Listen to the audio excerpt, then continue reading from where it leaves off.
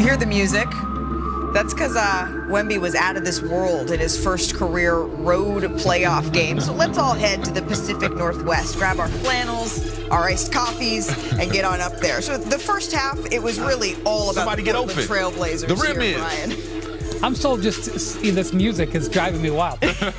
Driving you wild. Denny Avdia kicks it to Donovan Clingan. Blow.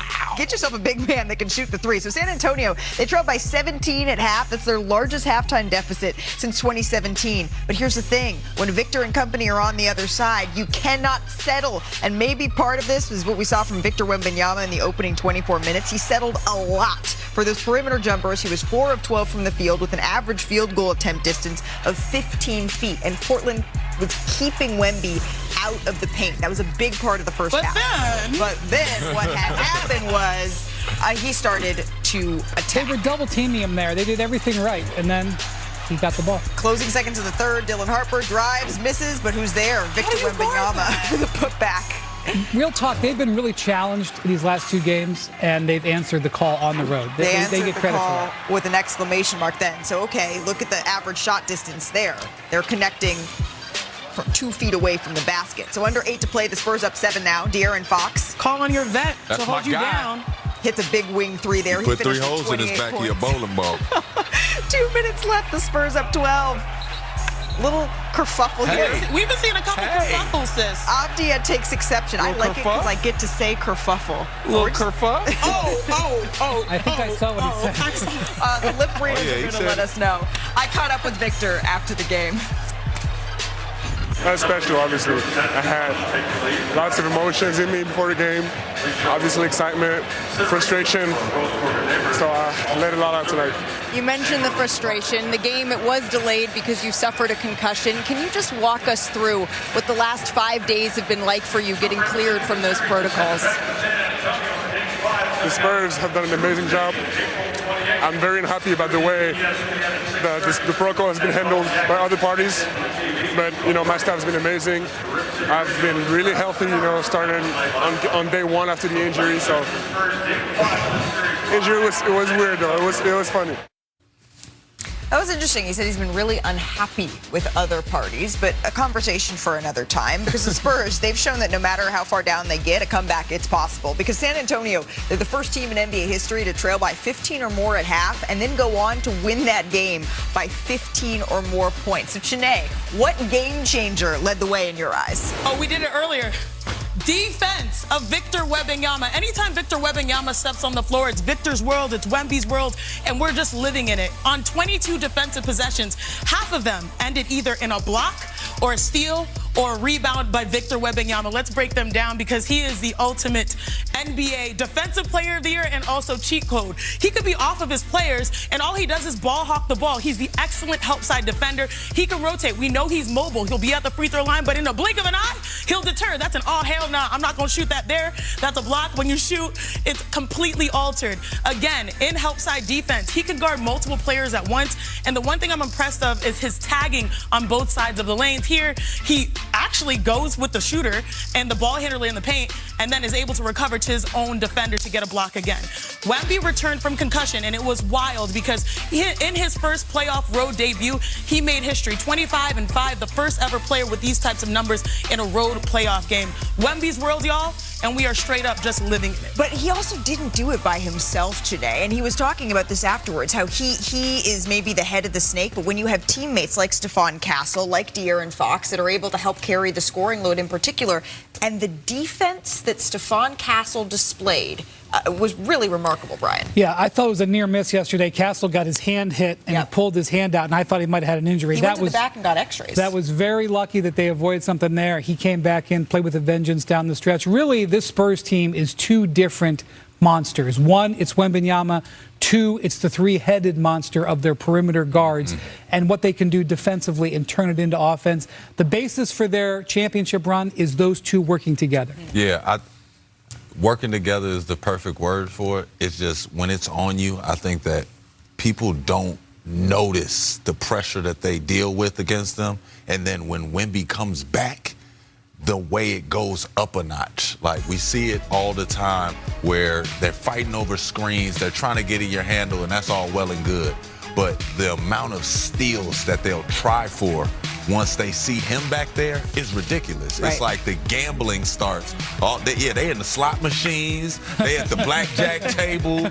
They gambling they want to get out in the pass and they want to dunk now. They want to throw oops. Everybody swaggy out. It's swaggy peas well. Yeah, everybody want to get in on it. But the moment he's back there, it creates an aggressive mindset. And that's what I think is so fascinating when they have to look at OKC, when they finally do have to look at OKC, is that OKC usually does that to people, especially with their second unit. But you're ready to already go there. You're ready to already say. I got to see it. You're already willing to go to the Oklahoma City series. I low-key need to figure out my ticket situation. But what's interesting is that the biggest question for the Spurs, especially given the not so sure status of Victor Wembanyama, we're happy that he played, was would this team have enough experience to get through these moments, these last two games? And I want to credit De'Aaron Fox. De'Aaron Fox showed up big and led in those moments. Talking about the second half when Wemby was in and out, he just captained this squad, a squad that is young with Castle and Vassell.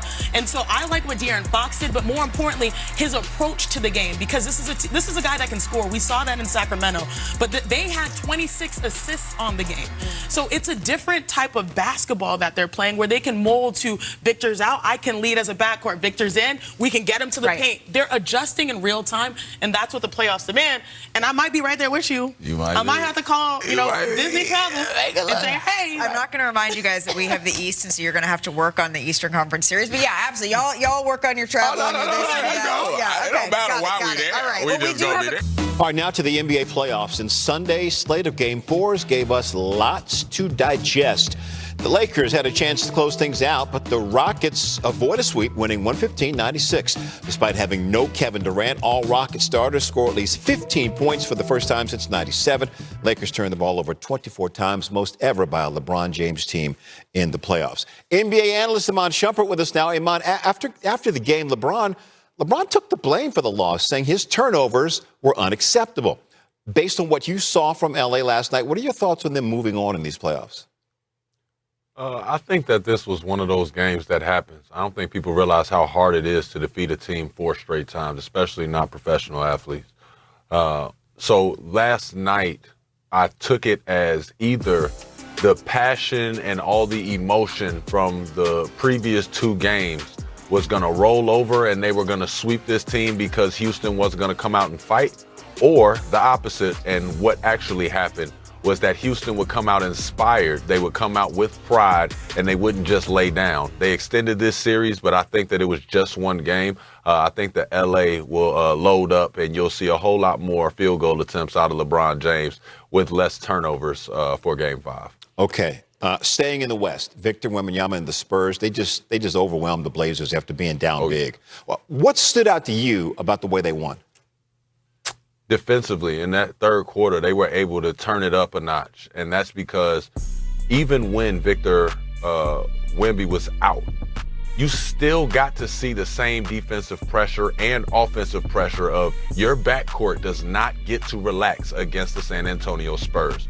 When you bring Wemby back, and now they have somebody that can erase little mistakes, they now gamble, they now reach, they now become way more aggressive and more communicative because they know even if you get by me, I have somebody that is going to either change your shot or erase whatever shot you had going and start our breakaway. I think that their defensive pressure went up, and Portland just had no response for it, let alone being able to have the athletes that can go up and down rather than jump up and down. I think it just kicked in and didn't work out the best for them last night. But This series is honestly over. We didn't expect it to go this long. I honestly expected this to be 4-0. Victor Wembanyama was just not available for all the games. Yeah, were not for that concussion, we may have had a sweep.